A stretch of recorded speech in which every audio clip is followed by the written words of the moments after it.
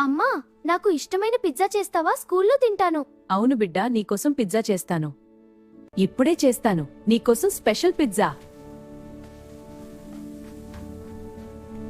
జాగ్రత్తగా వెళ్ళమ్మా. టాటా అమ్మా, సాయంత్రం కలుద్దాం. ఇప్పుడే నా పిజ్జా తింటాను. అయ్యో, నా పిజ్జా లేదు, ఎవరో తినేశారు. బాధపడకు, నా లంచ్ నీతో షేర్ చేస్తాను.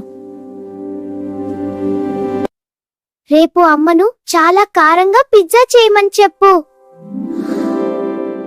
దొంగ ఎవ్వరో పట్టుకుందాం. Super idea. అమ్మా, రేపు పిజ్జా చారుగా చేయి. అంత కారం ఎందుకమ్మా? ఆహా, పిజ్జా! అయ్యో, ఎంత కారం!